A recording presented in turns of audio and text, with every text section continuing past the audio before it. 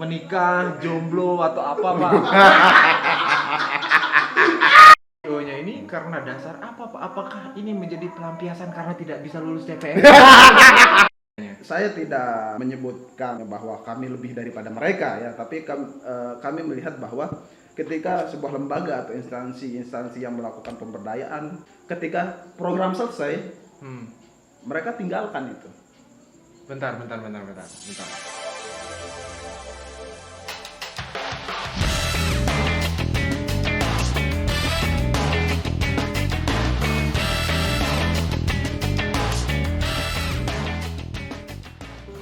Assalamualaikum warahmatullahi wabarakatuh. Ketemu lagi dengan saya Wana dalam acara Bicara Kecil Industri.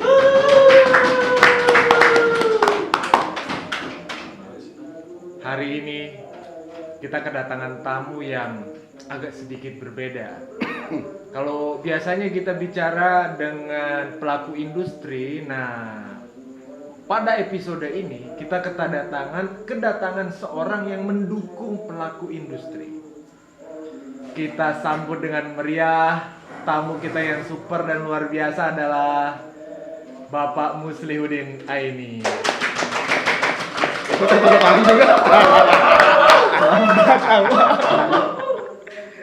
Oh, kirain saya aja ditepuk tanganin. Boleh dulu dikenalin dulu ini dengan siapa saya hadir di sini biar orang makin kenal dengan Bapak. Siap. Sebetulnya saya sudah terkenal sih. Iya. Di kalangan keluarga saya.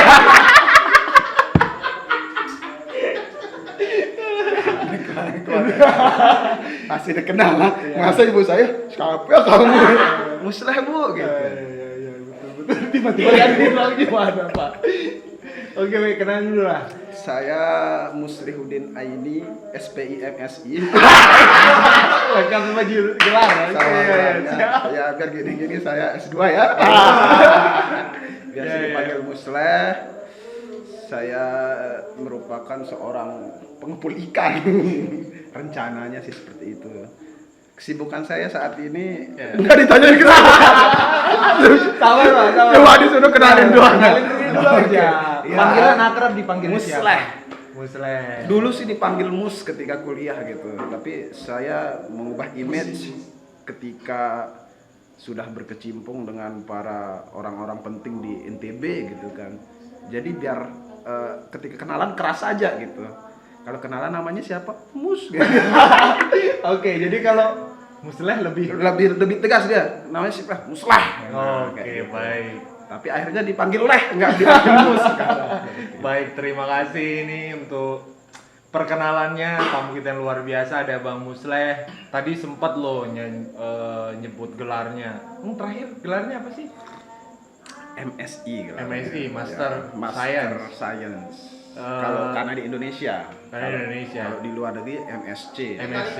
Seperti Metallica. Kok Metallica? Master of Punk. Ini apa kalian?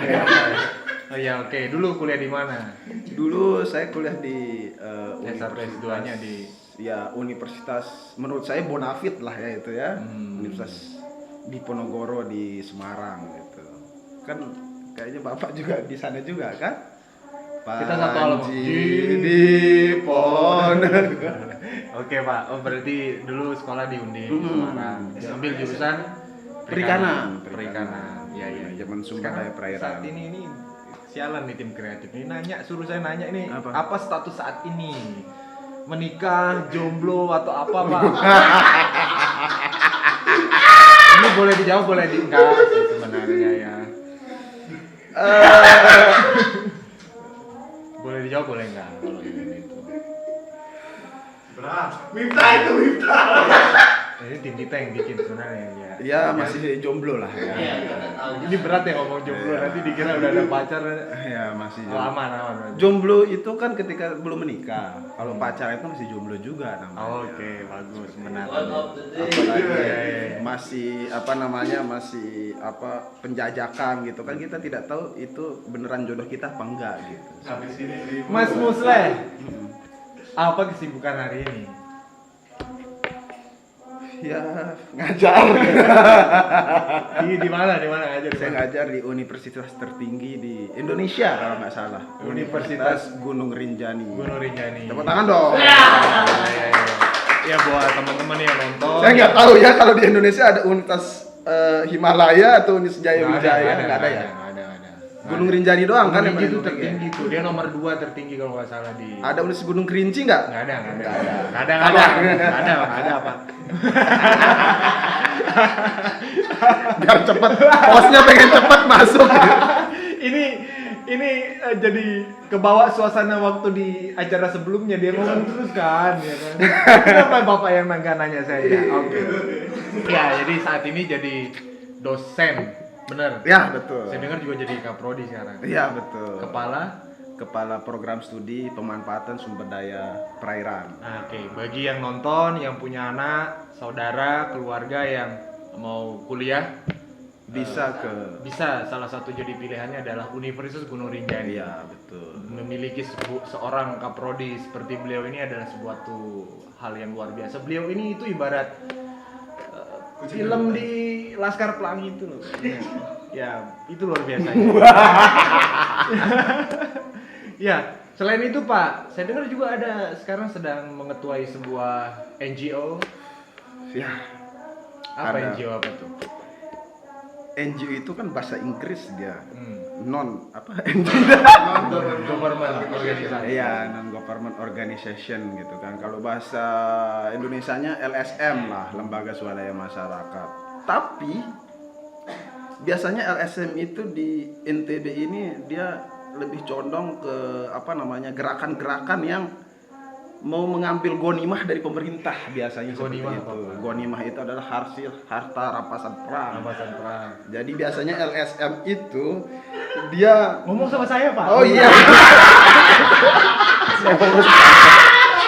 Ngomong sama saya Pak. Atau saya di luar aja Pak. sorry. Oke. Sering di shooting saya soalnya. Gonimah.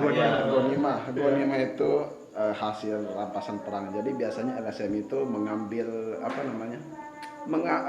memberikan mengangkat sebuah permasalahan dan isu-isu yang ada. Nah, nanti kalau misalnya sudah diangkat masalah itu terus disalahkan pemerintah, nah otomatis pemerintah itu akan memberikan dana ke dia seperti oknum sih ya, takutnya nanti Maksudnya biasanya LSM yang suka teriak-teriak Ya. ya kan, kayak ya kita nggak usah sebut nama lah Ya, ya. betul. Tapi sentimennya ini kesannya negatif kalau Iya, bicara betul. soal LSM atau NGO itu. Tapi ini beda. LSM. Oh, LSM. Kalau disebut LSM, tapi kalau kita bilang Nyebut NGO, agak beda dia. Nah, jadi ini NGO-nya ini berada di bidang apa? Kita bergerak di bidang pesisir. Ya begitu. Kita Ambil ikan. ngambil ikan, tapi yang ramah lingkungan ya. Oh gitu. Oke. Ini ada pertanyaan bagus ini. Ini ngebentuk si NGO-nya ini karena dasar apa Pak? Apakah ini menjadi pelampiasan karena tidak bisa lulus CPNS? Ini dapat dari mana? Iya ini. Pertanyaan ini pasti dari teman-teman kita ini yang mendengar.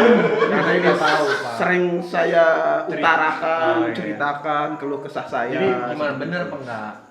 Ya memang. Bentar dulu. Oke, berarti gagal CPNS. Ya, saya sudah 5 kali gagal CPNS. 5 kali. 5 5 kali gagal. Iya. Ada CPNS tamu- yang kemarin saya nggak ikut. Ada tamu saya yang sebelumnya itu dia gagal 6 kali, Pak. Berarti. Saya pikir Anda harus gagal 6 kali dulu baru bisa kemudian kembali Oke, betul. Bisa dicoba itu. tapi jangan lah Pak, ya udah 5 kali ya. Iya, berarti ada 5 kali. Ya. enggak, Tahun maksudnya berapa? Tahun umur berapa? saya masih 33. Ya 2 tahun lagi lah. Masih bisa. Masih CPNS. bisa untuk Berarti gitu, 2 tahun lagi berarti bisa saja 7 kali gagal. 7 kali gagal. Oke, ya. Berarti ya ternyata tamu kita ini seperti tamu yang sebelumnya juga sering gagal juga ya. Ada juga kegagalan. Sebenarnya pengen saya kulik kegagalan ketika menjadi CPNS-nya, tapi kan sesuai dengan acara kita nggak terlalu penting ya. Maksudnya nggak terlalu, itu privacy itu kan lebih personal ya kan. Saya Ya kalau saya kulik Tidak lebih sesuai dengan wirausaha kan. sesuai dengan judulnya, Iya. benar. Ya, oke. Sering-seringlah di posisi itu. Sering-sering di posisi ini. Iya Pak, jadi setelah gagal CPNS, lalu akhirnya membentuk sebuah NGO. Nah memang apakah pada saat itu NGO itu adalah salah satu pilihan yang harus dikerjakan atau mungkin memilih untuk mengerjakan yang lain apa? Oke. Memang ya saya baru-baru ini mungkin ya memandang ke dalam diri gitu kan, apa sih potensi yang bisa dikembangkan di muslah gitu kan, di muslah aja, di muslah gitu kan. Ternyata memang mungkin kompetensi saya di situ dan mungkin saya nyaman untuk menjalankan NGO ini seperti NGO, itu. Ya, seperti iya. itu. Ketika teman-teman atau misalnya orang-orang yang sukses gitu dalam bidang usaha, Teman-teman bilang, seangkatannya lah dulu, teman-teman seangkatannya S1, S2 dulu tuh setelah itu jadi apa gitu tapi kalau yang S1 itu kan kebanyakan juga yang nganggur juga. Ada juga ya yang memang ke perusahaan besar gitu kan, Ada. pergi ke Jakarta merantau gitu kan. Tapi kalau saya kan dilarang merantau sama orang tua kan. Oke, Jadi jadi harus akhirnya balik ke NGO lah yang dipilih. Ya, Sebelum kita break ini pertanyaan sedikit ini. Pada saat membentuk saya NGO ini, ya kita ini masih belum sebutin nama NGO-nya ya Pak ini ya. obat nyamuk ini Pak. Iya, nggak apa-apa. Sebelum sorry saya jadi lupa ya. Saat memilih menjadi NGO, di bayangan Bapak pada saat itu NGO itu seperti apa dan mau ngapain NGO itu yang akan Bapak buat? Pasti dong, pasti kan kita Ya. saya mau bikin NGO nih, nanti di NGO ini saya mau Awalnya itu pertama pengen bikin lembaga penelitian.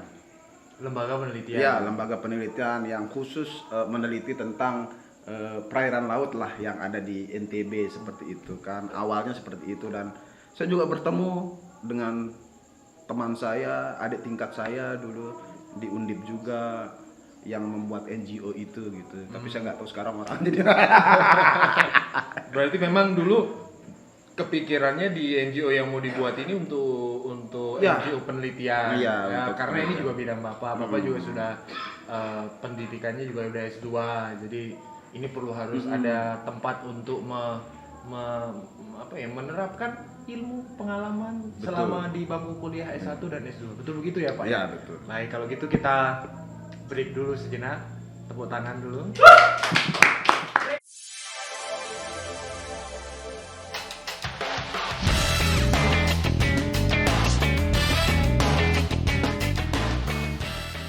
Ya, baik Pak. Sambil diminum kopinya. Oh iya, udah nggak disuruh, saya sudah minum dari tadi. Ya. Luar biasa ini Kopi warkop. buatannya Miftah ini. Kayaknya kopi warkop nih. Iya Pak. Ini tadi kita bicara tentang perjalanannya waktu enggak sih perjalanannya NGO ya. Tapi kita masih belum tahu nih ini NGO Bapak tuh namanya apa. Dan sekarang dulu niatannya untuk membuat sebuah lembaga penelitian. Dan sekarang ini apa? Apakah meneliti itu bagaimana Pak? Oke, saya jawab. Ya, awalnya dulu bikin pengen melakukan penelitian gitu kan. Tetapi melihat bahwa ini sebuah lembaga baru, otomatis kalau melakukan sebuah penelitian harus memiliki pendanaan seperti itu kan. Dan setelah berdiskusi dengan kawan saya, ini bapak ini sebenarnya ya.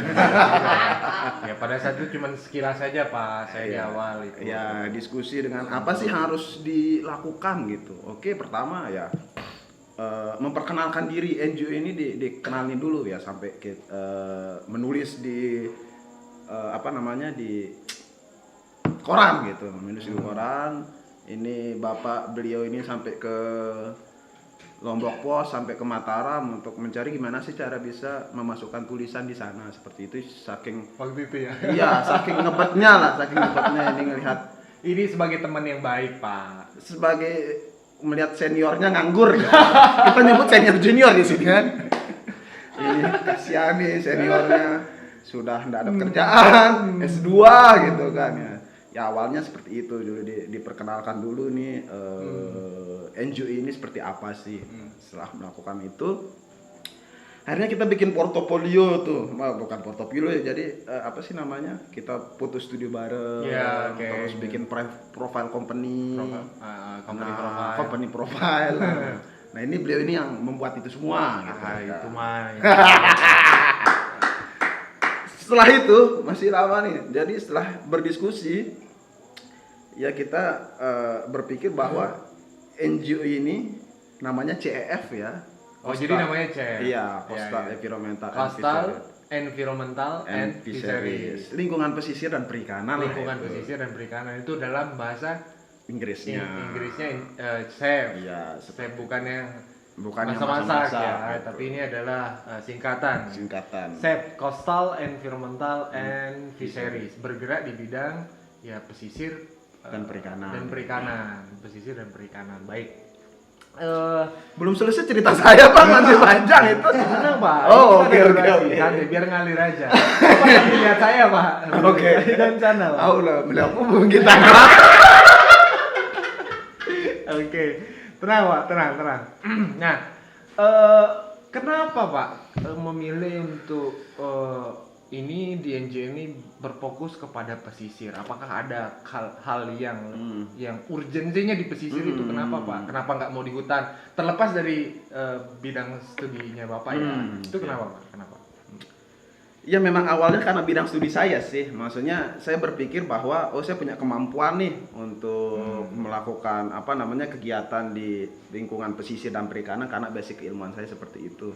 Yang kedua karena memang dari saya kuliah S1 sampai saya sekarang menjadi dosen, kemiskinan itu selalu identik dengan warga-warga pesisir.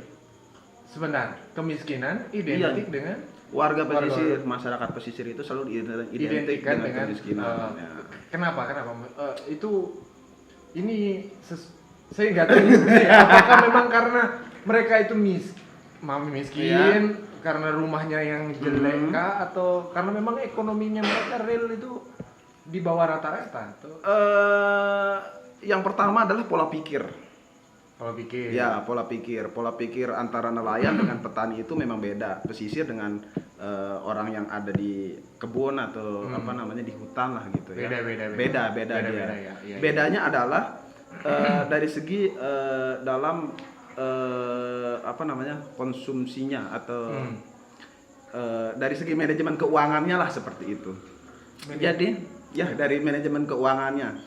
Jadi para nelayan itu karena dia lebih mudah mendapatkan uang, misalnya sehari dia pergi melaut, dia langsung dapat uang tuh.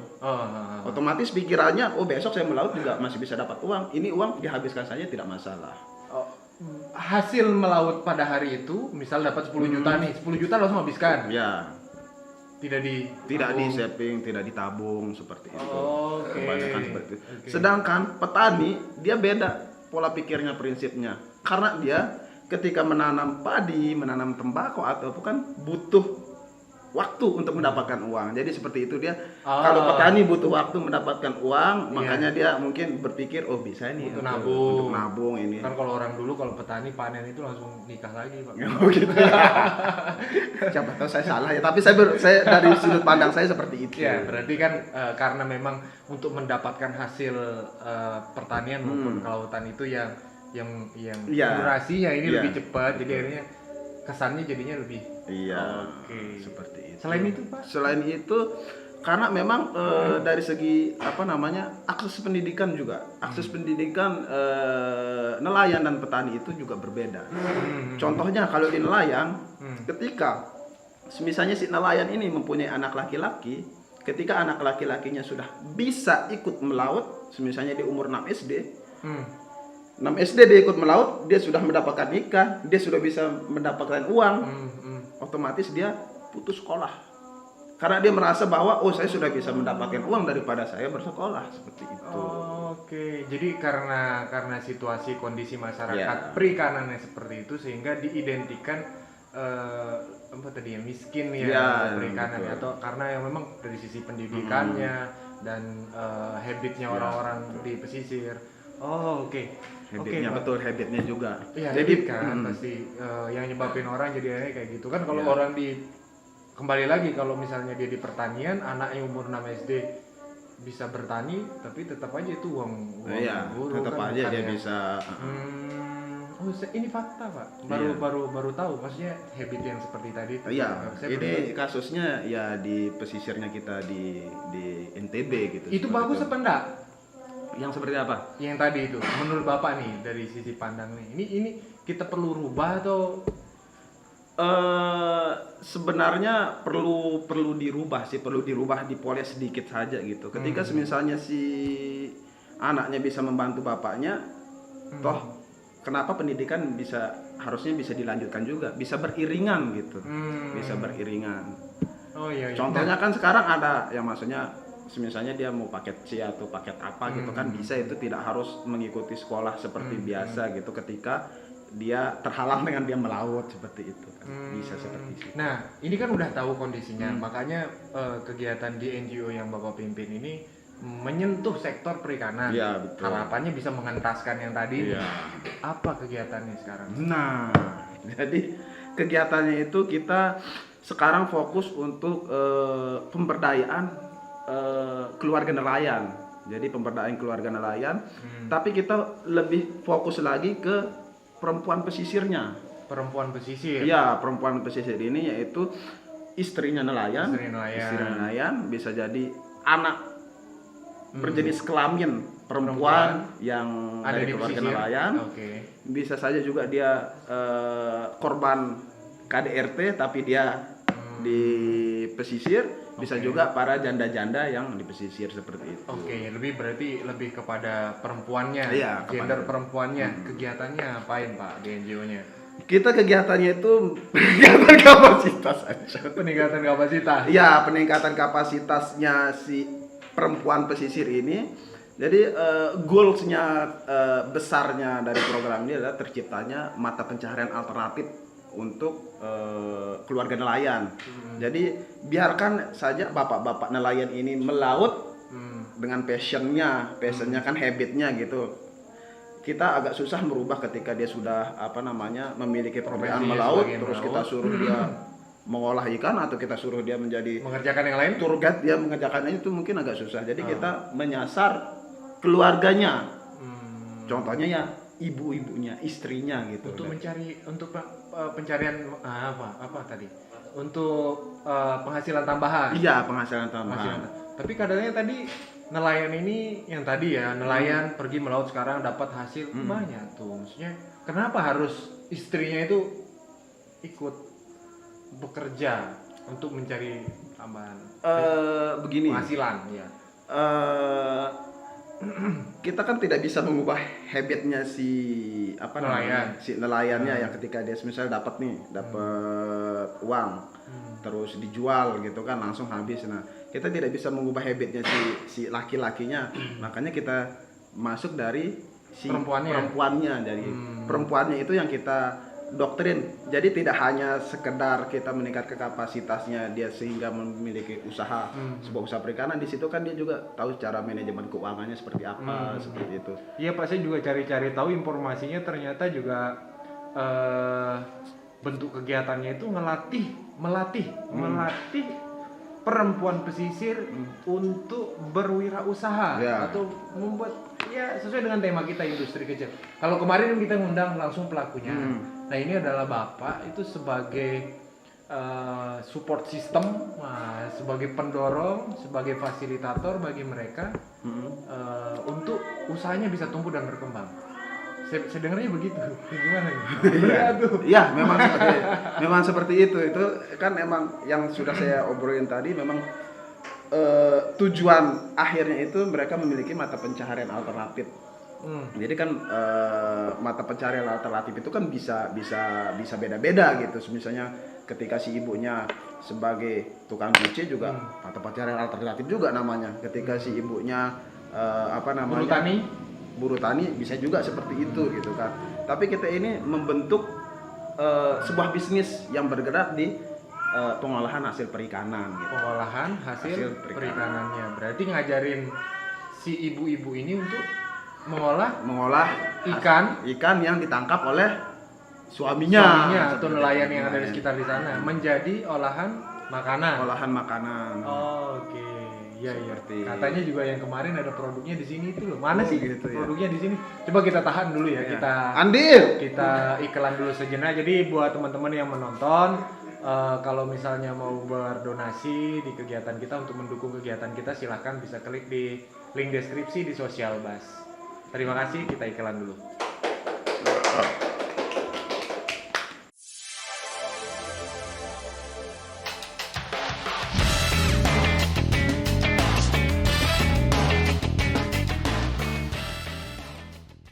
Baik, kita lanjut. Ini obrolannya semakin menarik. Jadi ternyata NGO-nya tamu kita pada hari ini itu adalah dia bergerak di bidang pemberdayaan perempuan di lingkungan pesisir, istri para nelayan atau perempuan yang ada di pesisir. Itu yang bertujuan untuk alternatif livelihood atau mata pencarian tambahan, atau biar ada penghasilan tambahannya si istri nelayan, kan betul Iya, seperti betul. itu. Nah, saya juga sempat baca-baca Pak, karena ternyata juga ada peraturan gubernur itu yang berkaitan dengan kegiatan konservasi. Ya katanya sih ya konservasi itu ya ibarat kayak ya untuk menjaga lautnya Ya, lah. betul. Sederhananya kita berpikir seperti itu. Itu gimana menurut Bapak? Hubungannya dengan program yang ada di yang dikerjakan oleh NGO-nya ini? Oke. Jadi memang kegiatan konservasi itu memang program dari pemerintah Indonesia ya untuk membuat lingkungan laut itu terjaga gitu. Jadi ada beberapa syarat lah sebuah perairan itu dijadikan kawasan konservasi seperti itu kan, syarat-syaratnya banyak lah. Jadi memang adanya kawasan konservasi itu membuat para nelayan yang memanfaatkan laut itu ruang geraknya jadi sempit. Ketika contohnya ketika dia mau mengambil ikan di Taman Wisata Perairan Gili Sulat dan Gili Lawang, ketika dia mengambil di situ sudah ada aturannya. Gili Sulat, Gili Lawang itu di daerah mana Pak? Di Kabupaten Lombok Timur di Kecamatan Sembelia. Di Sambalia, oke. Ya, Ya, seperti oke. itu. Contohnya Contoh ya. ya. Berarti di situ daerah konservasi. Di daerah konservasi. Ya. Nah, di situ juga ada zona-zonanya. Misalnya zona inti itu dia tidak boleh melakukan penangkapan sama sekali di sana. Karena di zona inti itu ada ikan-ikan yang Iya, bukan ada ikan-ikannya aja. Tapi? Ada tempat di situ, tempat nursery ground, maksudnya tempat bertelurnya ikan, terus tempat ya, asuhan ikannya ikan. Iya, seperti itu. oke. Yang- Jadi kalau misalnya di sana mancing ya nggak boleh dong, karena nanti takutnya orang tuanya Iya, betul. gitu ya mikir Iya, Jadi seperti itu zona inti. Ada Iya. zona-zona. Ya, zona pemanfaatan keberlanjutan, terus zona bisa juga memancing di situ, ada zona lupa saya. Zona penyangga lah di situ. Ada beberapa zona yang bisa dilakukan kegiatan di kawasan konservasi. Di setiap area konservasi itu pasti ada zona-zona itu yang seperti Iya, itu. betul. Di NTB ada berapa zona, Pak? Ada berapa daerah konservasi di NTB itu kalau nggak salah terakhir itu 17 kawasan konservasi yang ada di NTB. 17 kawasan konservasi. Iya, itu di bawah pengelolaan dari Pemprov NTB, yaitu Dinas Kelautan dan Perikanan Provinsi Nusa Tenggara Barat. Satu yang di bawah Kementerian Kelautan, yaitu kawasan Gili Matra. Yang Gili Matra itu Di mana itu? Skoto? Terawangan itu. Oh, Terawangan, di- Meno sama air. Oh, Nah, oke. itu di bawah Berarti kementerian. tempat lokasi untuk pariwisata di Gili Terawangan itu juga Iya. area Itu kawasan konservasi juga. Oh, Jadi di iya, situ baik-baik. bisa ini zona tempat berwisata, ini zona tempat pemanfaatan, ini zona tempat bisa mengambil ikan. Nah, balik lagi ketika itu diberlakukan, misalnya udah keputusan menteri itu bahwa ada zona kawasan konservasi, otomatis nelayan-nelayan yang akan memancing di sana atau memanfaatkan perairan di situ terbatas ruang geraknya. terbatas ruang geraknya, artinya penghasilannya bisa saja menurun. Bisa saja menurun karena Oke. dilarang gitu kan. Oke, sebelum ada peraturan gubernur ini ya bebas-bebas saja. Setelah ada peraturan gubernur, ini sederhananya kita berpikir ya. Setelah ada peraturan gubernur, akhirnya Untuk saya ralat untuk kawasan konservasi itu dia langsung dari Kementerian Kelautan dan Perikanan. Kementerian Kelautan Perikanan itu perpanjangan tangannya kan dari Ya. dinas provinsi Ya, yang ada betul. ya. Oh, jadi karena ada konservasi yang tadi atau peraturan gubernur yang tadi menyebabkan para nelayan kita yang berada di daerah konservasi khususnya itu akhirnya penghasilan menangkap ikannya menjadi menurun. Menjadi menurun ya, kayak misalnya katanya kalau ngebom itu kan nggak boleh. Ya, seperti itu. Terus apalagi ya, salah satu contohnya Menangkap menggunakan racun. Terus racun. Iya. Saya baru dengar. Iya, ketika menggunakan racun kan misalnya dia nyelam nih terus taruh racun di sela-selanya karang gitu kan, nanti otomatis ikannya kolaps kan. Nah, tinggal diambil aja seperti itu. Kolaps itu rugi, Pak. Kolaps itu kan Bangkrut. apa namanya sih? Nama lainnya terkapar. Terkapar. Ya, oke. Oh, oke. Pada akhirnya karena situasi kondisi seperti itu, si chef ini akhirnya objek dari programnya itu adalah perempuan. Iya, perempuan yang berdomisili di kawasan konservasi. itu. Lebih contoh lagi dia ke kawasan konservasi. Yang harapannya ketika si nelayannya berarti penghasilannya menurun gitu, Pak, berarti istrinya masih ada tetap penghasilan. Iya, betul seperti itu. Malah Malah lebih tahu. Saya riset, Pak. Jadi memang ada tim kreatifnya di sini yang sudah menyiapkan itu. Jadi kan selaku sebagai host kan juga harus mempelajari itu, ceritanya kan begitu. Siap.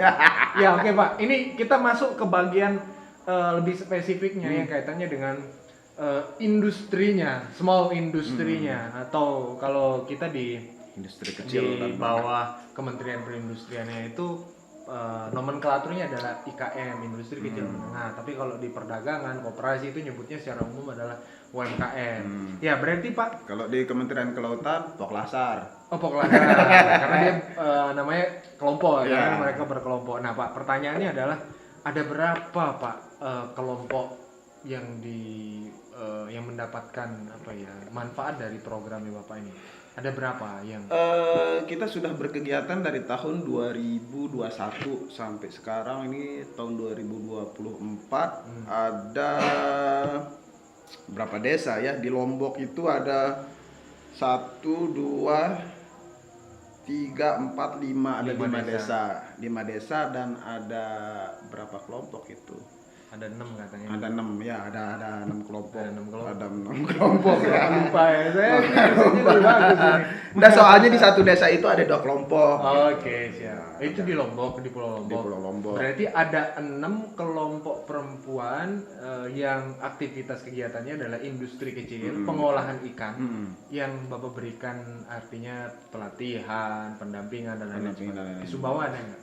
Di Sumbawa malah di sana yang lebih banyak. Ada berapa di Sumbawa? Jadi untuk saat ini kita sudah mendampingi sekitar 10 desa. 10 desa atau 10 kelompok perempuan pesisir yang ada di Pulau Sumbawa.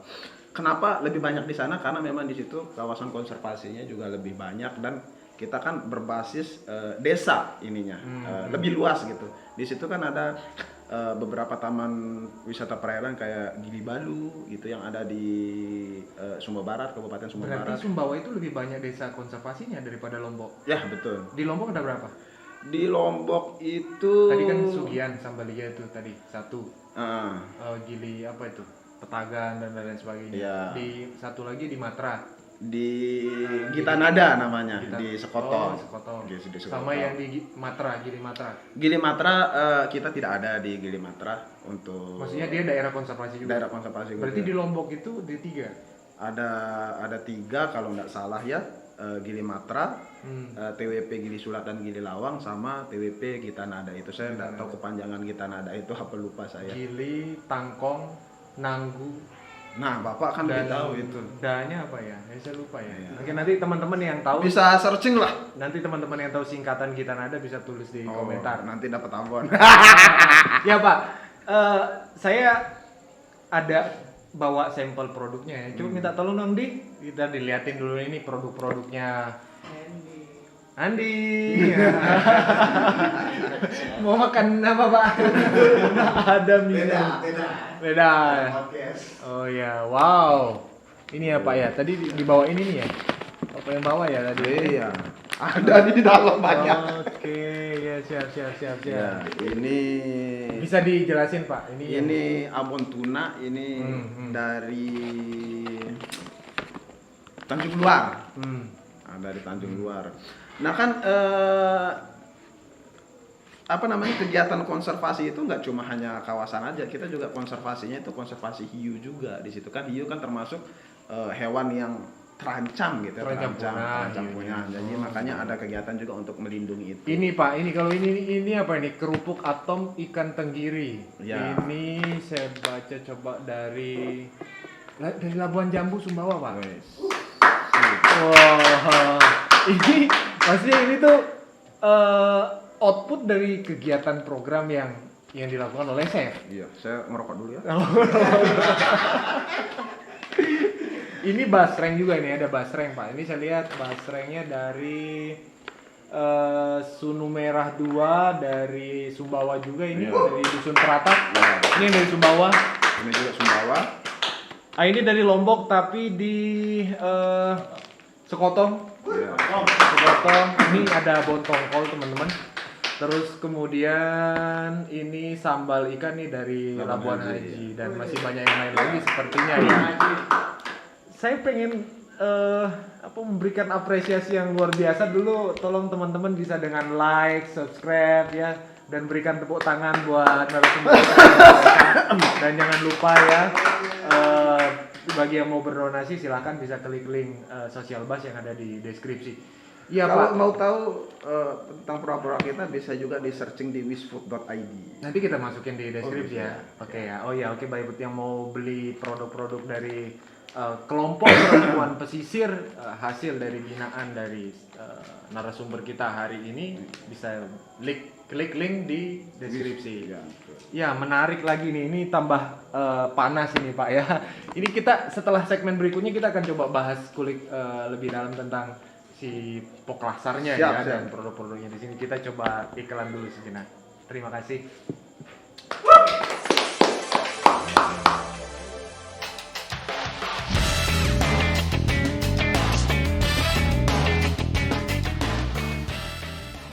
Ya baik, buat teman-teman yang sekali lagi mau beli merchandise dari produk kita, ada berupa baju yang untuk saat ini ada baju. Ya kebetulan karena ini dari APKM ya. Di sini ada tulisannya Tiang Niki Apikem. Ini Apikem nih kalau di bahasa Lombok Tengah itu artinya bagus, solah, Apikem. Apikem. Silakan nanti bisa klik link di deskripsi atau bisa menghubungi PIC kita yang ada di bawah ini. Kalau mau beli baju Wisfood Ada juga Pak, Bapak juga pakai. Oh iya, oke. Wisfood. Ya, oke. Kita langsung masuk Pak. Ini kan ada tadi di Lombok aja ada sekitar 5 kelompok, di Sumbawa tuh ada sekitar 10 juga. Nambah lagi juga nanti. Nanti mungkin akan nambah lagi ya.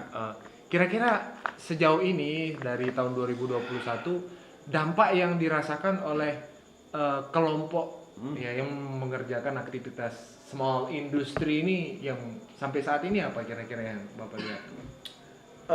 Untuk dampaknya itu dari pertama kalau untuk dari segi kapasitas ya, untuk pengetahuan saya yakin pengetahuan mereka bertambah tentang cara berpikir, pola pikir mereka untuk menjalankan sebuah usaha gitu.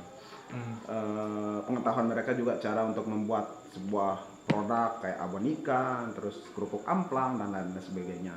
Terus mereka juga memiliki pengetahuan untuk melakukan manajemen keuangannya seperti apa.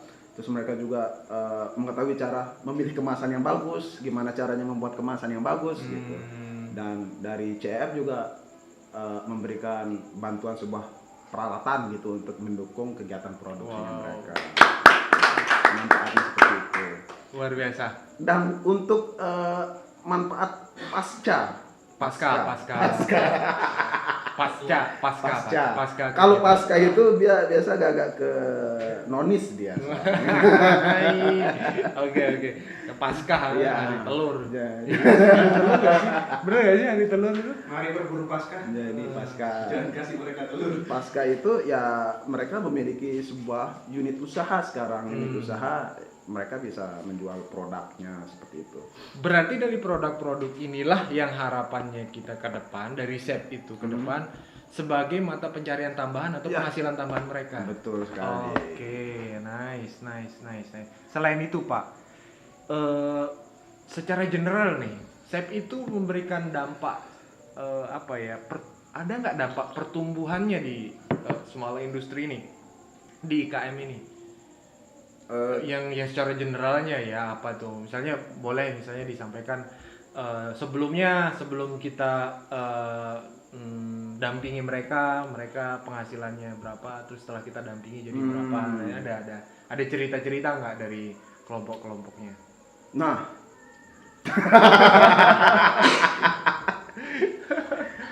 ya itu memang pasti ada ya, pasti ada. Jadi ada ketika kita melakukan sebuah pemberdayaan gitu kan, pemberdayaan.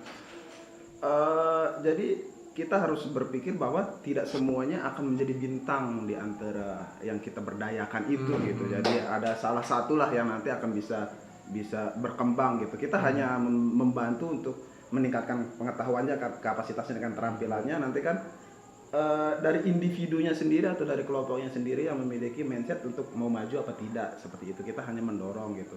Kalau kita melihat dari dampaknya, apakah segi perekonomiannya meningkat, itu otomatis saya yakin tuh pasti ada, walaupun kecil lah ya, walaupun kecil gitu, walaupun tidak langsung membuat mereka langsung naik haji atau umroh gitu. Iya, berat Pak.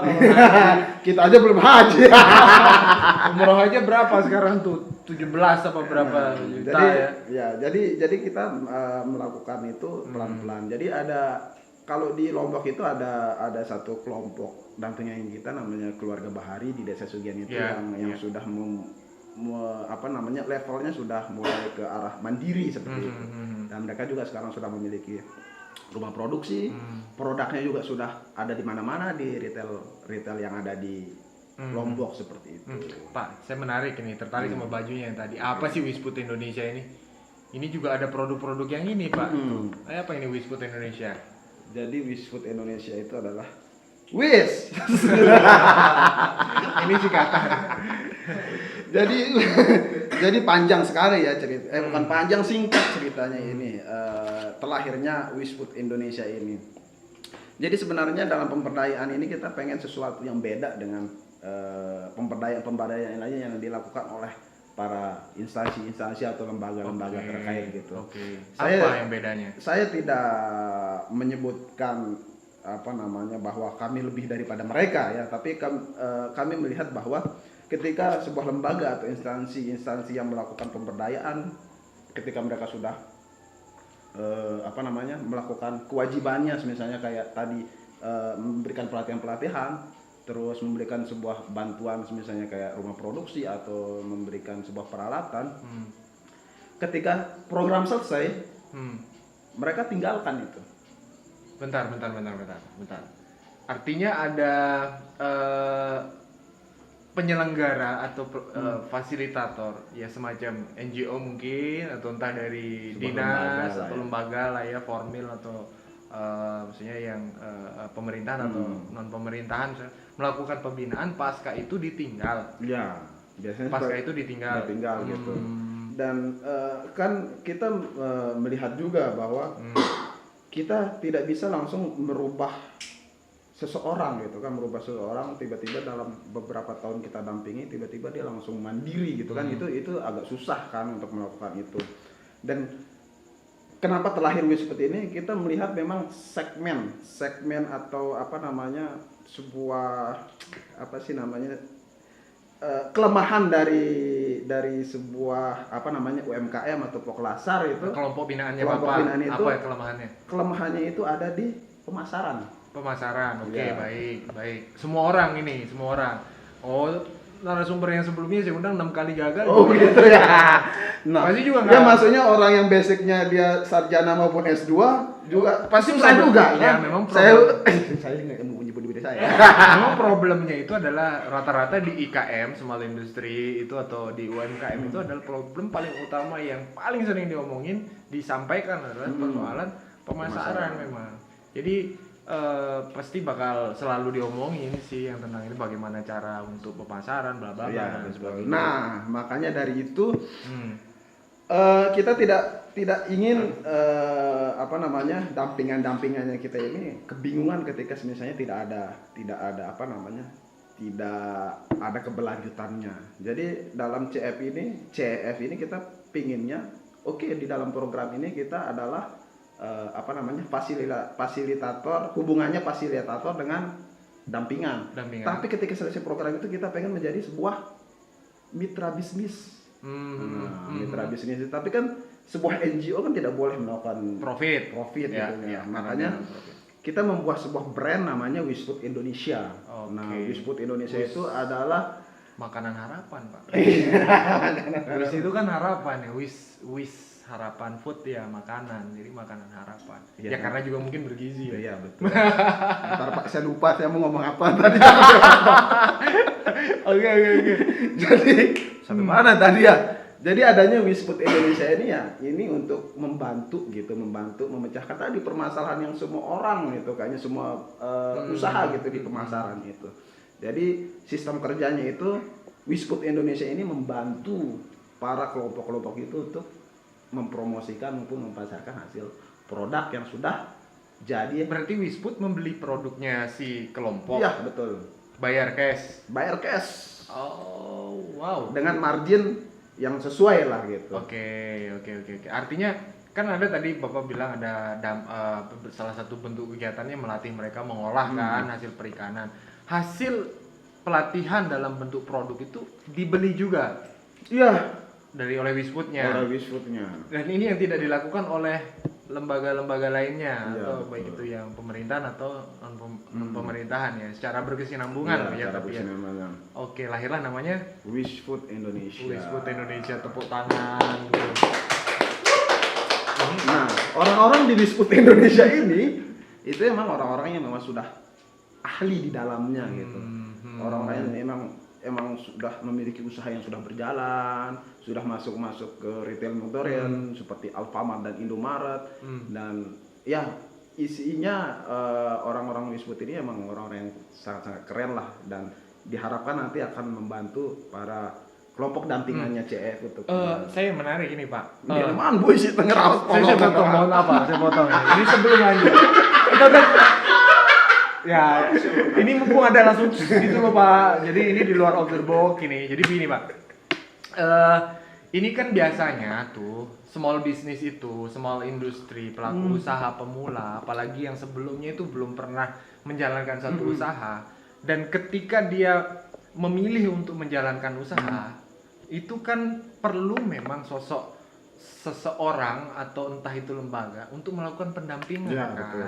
Kan itu poinnya ada di sana. Nah, ini kan maksudnya SEP ini berarti hadir dalam kegiatan small industry di kelompok-kelompok ini itu adalah untuk memperbesar peluang untuk tumbuh dan berkembangnya. Artinya artinya biar agen of change. artinya supaya si kelompok-kelompok ini peluang keberhasilannya lebih Ya, tinggi, betul. kan gitu. Ya. Nah, dan ini sepertinya dari cerita Bapak saya ngelihat memang perlu harus ada semacam ya ini mentor, entah dia perseorangan atau entah dia dalam bentuk lembaga kan Ya, gitu. betul. Bapak juga melihatnya seperti itu. Iya. Iya, melihatnya seperti itu. Ya. Jadi memang ketika nah itu juga kendala-kendala yang dihadapi oleh oleh instansi-instansi atau lembaga-lembaga yang lain gitu ketika melakukan sebuah pemberdayaan mereka tidak menghadirkan sosok seorang yang sudah berhasil gitu. Sosok yang sudah berhasil yang mendampingi mereka gitu. Jadi kan misalnya omong kosong ketika kita melatih orang untuk berwirausaha, sedangkan kita sendiri tidak punya usaha dan gagal gitu. Iya, Nah, betul, itu kan betul. maksudnya bullshit lah itu Iya, untuk iya, melakukan iya. itu. Jadi harus ada sosok yang memang dilihat berhasil, memang dilihat dia memiliki usaha yang bagus gitu. Itu yang kemudian dijadikan contoh Iya, yang seperti itu. akan diikuti perjalanannya. Oke baik Pak, terakhir nih sebelum kita tutup segmen ini, kira-kira Pak ada nggak sih peran pemerintah daerah baik itu kabupaten atau provinsi dalam mendukung programnya si Safe ini? Ada nggak? Ada. Dukung nggak mereka? Ada. Apa tuh bentuknya tuh?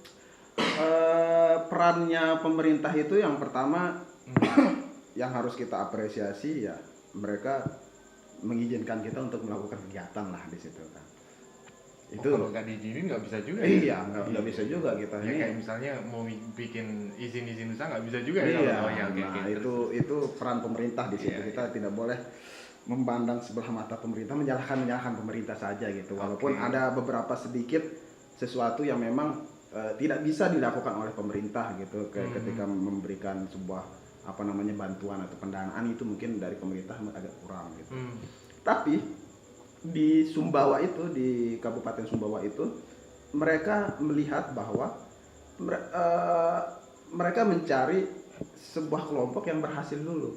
Maksudnya melihat perkembangan kelompok itu bagus apa enggak gitu. Contohnya kemarin ada ini yang punya basrel dari Sunu kalau nggak salah. Sunu Merah, di Labuan Terata itu, akhirnya karena kita dari CF mendampingi, terus kegiatan-kegiatannya kita selalu laporkan ke dinas bahwa ini loh ada dampingannya, ada Poklasar di Kabupaten Sumbawa. Akhirnya ya, mereka melihat perkembangan Merekomendasikannya akhirnya itu. Iya. Oh. Dan akhirnya tahun 2024 ini mereka akan diberikan rumah produksi. Wow. melalui daerah, gitu. Ini ada bantuan dari pemerintah daerah yang di. Iya. Oh, oke, Dari pemerintah nice. daerah Kabupaten Sumbawa. Baik. Kita break dulu Pak ya. Kita break dulu sejenak. Hai.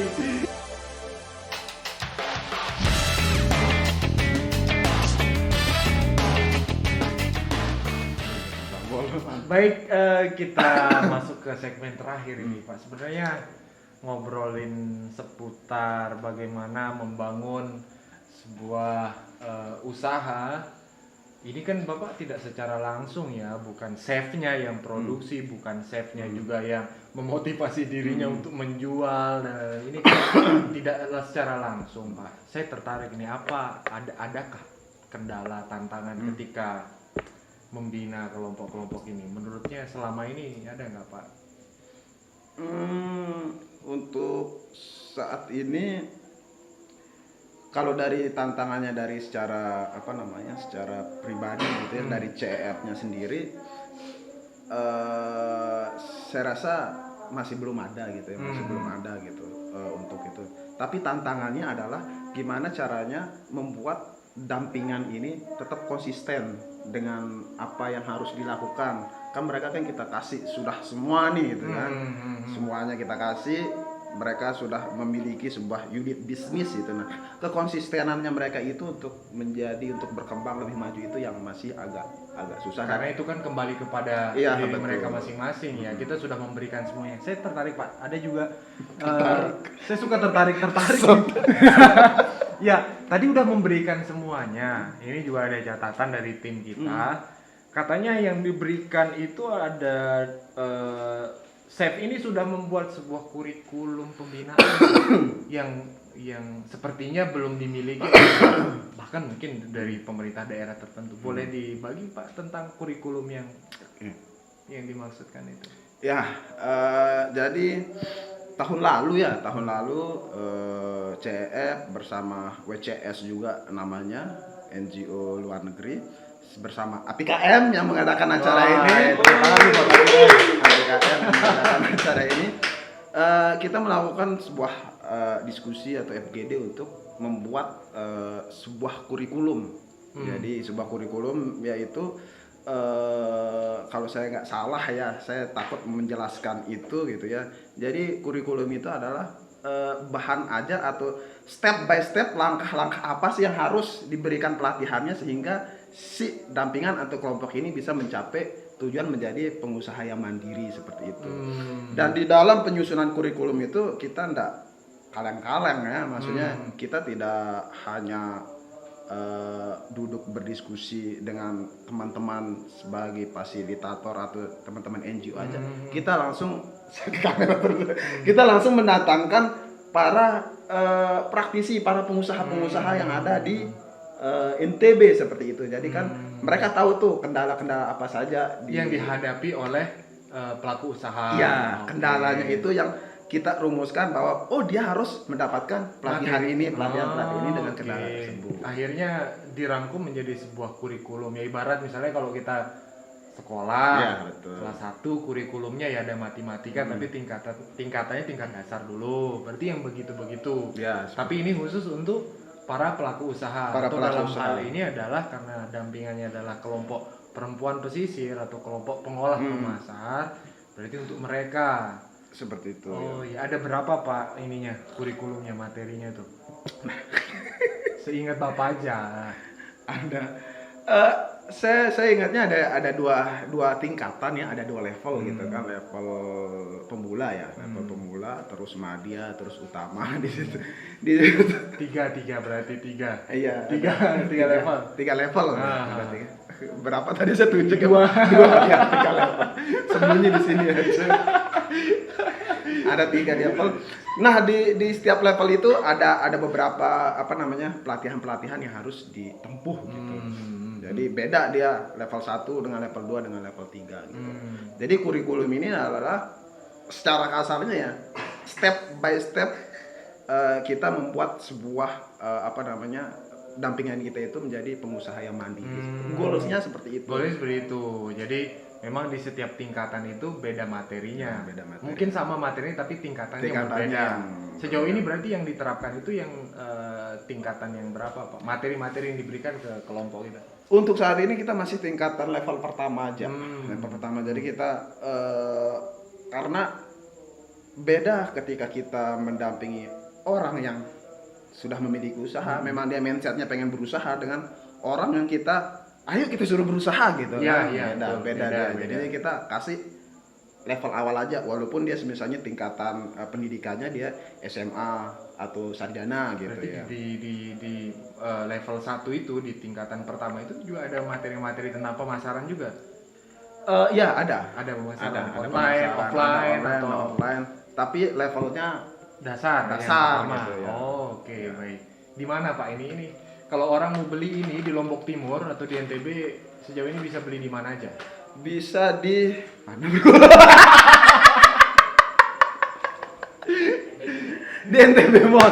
Saya nggak di briefing ini. Tawan, saya nggak pernah baca laporan. NTB Mall ada. NTB Mall ada, terus Berapa toko-toko? masuk sini. Dinas Perindustrian. Dinas Perindustrian. Provinsi. Provinsi. Ya, ada di beberapa di retail modern. Ada toko-toko juga kan sudah masuk juga. Iya. Sini udah ada banyak datanya sebenarnya. Mau ngetes Bapak. Iya. Ini Pak dibaca Pak. Nah, di mana itu? Nggak ada. Ya, berarti udah banyak masuk. Selain di toko-toko juga udah bisa disediakan juga di online ya. Di online juga. Ada di Shopee mungkin. Di Shopee. Iya, pasti sudah ada ya. Tinggal klik aja gitu kan, Basreng gitu, nanti keluar banyak. Iya. Cari aja ya. Teman-teman, ini menarik. Menarik terus. Apa ya? Saya harus mencari kosakata baru untuk mengganti kata menarik. Saya tertarik. Nah, Sama aja, narik-narik gitu. ya. Karena memang jarang seseorang baik itu lembaga benar-benar fokus untuk melakukan pembinaan kepada kelompok usaha atau pelaku usaha, kan gitu ya Pak ya. Dan memang ini perlu butuh effort yang cukup tinggi juga pasti kan, karena kan ini berkecimpung dengan orang banyak, kepalanya yang banyak, yang mereka pola pikirnya beda-beda, mindsetnya juga beda-beda, makanya tadi ada tantangan dan lain-lain sebagainya. Ketika ini sudah diberikan semua, ya sekarang tergantung si kelompoknya lagi mau apa enggak, ya kan. Dan satu lagi, kita bukan malaikat yang bisa menyelesaikan semuanya. Ya, bagus kalimatnya itu Pak. Iya. Udah berapa kali saya pakai. Berarti template ya. Ya. Oke. Jadi harapan Pak. Nah, ini sekarang kita di poin harapan. Yes. Harapannya ini dalam DSEP-nya ketika melakukan pendampingan kepada para kelompok. Apakah yang kedua, apakah hanya untuk kelompok di pesisir saja kah? Atau mungkin barangkali mau besok di hutan, mau di pertanian gitu. Gimana? Eh, untuk saat ini ya, fokusnya ke pesisir dulu untuk saat ini. Karena saya rasa di pesisir aja CF ini masih belum selesai untuk melakukan pendampingan. Tapi ketika misalnya ada kesempatan untuk mendampingi di warga-warga atau masyarakat yang ada di hutan maupun masyarakat yang ada di perkotaan, CF juga akan bisa membuka itu. Pendampingan. Lebih seneng Pak menyelesaikan isu soal apa Chef ini? Maksud saya apakah mungkin karena ini karena saat ini itu di perikanan dan langsung ke perempuan perikanan misalnya. Mungkin barangkali nanti di hutan atau di pertanian di sektor lingkungan perhutanan ya. Apakah mau tetap di perempuannya atau mungkin ada jenis baru misalnya laki-laki kah, gender kah atau difabel kah atau apa?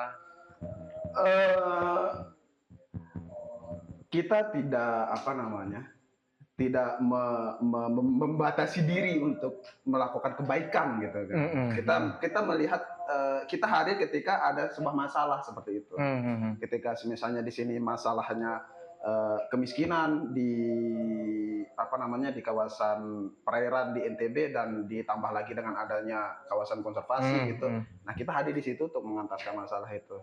Misalnya ketika nanti kita ke difabel ataupun kita ke warga yang termarginalkan tapi dia berjenis kelamin laki-laki, ketika ada masalah di sana kita otomatis untuk bisa juga di sana.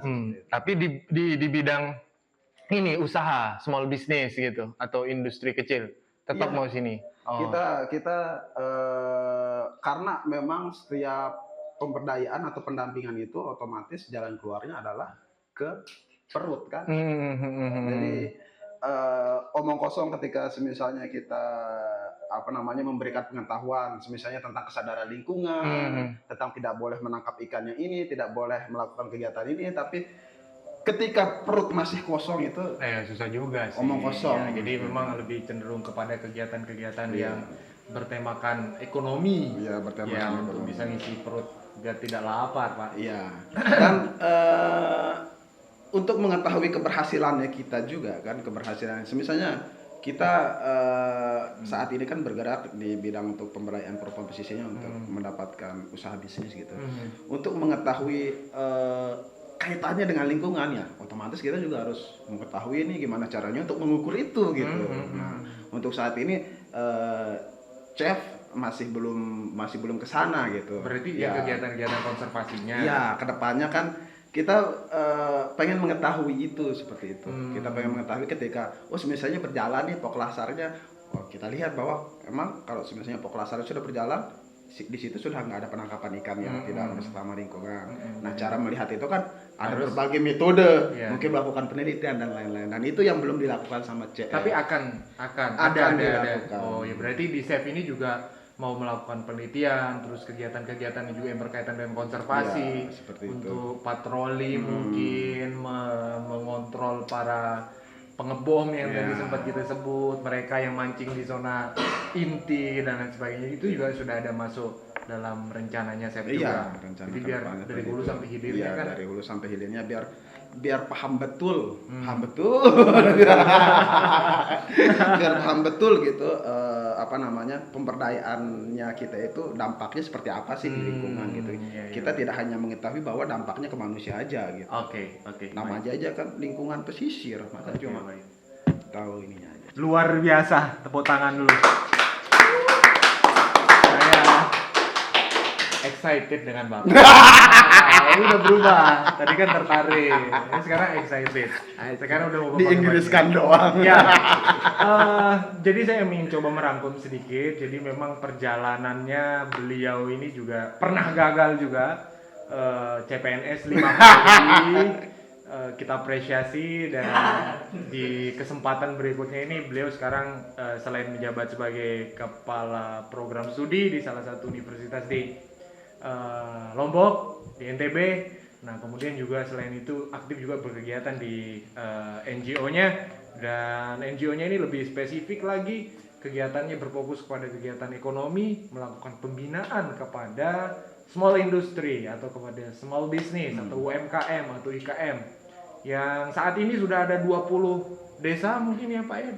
Tadi berapa ya? 15. 15. Sorry, sudah ada 15 Untuk desa. saat ini 15, akan menambah lagi. Akan menambah lagi, sudah ada 15 desa dan ini tidak mudah ya. Ini memang betul harus punya energi cukup tinggi, effort yang juga cukup tinggi. Ditambah lagi juga ada tadi ada brand Wisfood-nya ya. Ya saya berdoa mudah-mudahan bisa lancar. Amin, Dan ya rencananya Rabbal. untuk bisa mengerjakan kegiatan konservasi, patroli dan lain sebagainya. Mungkin itu aja closing statement dari saya. Bapak mungkin ada closing statement? Tetaplah lapar untuk tetap.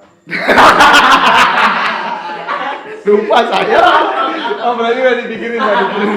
Apa ya Om? Kalian berbuat. Tetaplah lapar untuk tetap maju ke depan. Kalau udah kenyang kan tidur. Pilih aja ya. Gitu kan. Ya terakhir buat teman-teman yang misalnya mau beriklan di acara kita silahkan nanti tinggal menghubungi PIC yang ada di deskripsi. Demikian terima kasih untuk telah menonton acara kami. Mudah-mudahan mendapatkan inspirasi, semangat dan juga terhibur Pak ya mudah-mudahan ya. Demikian assalamualaikum warahmatullahi wabarakatuh. Waalaikumsalam.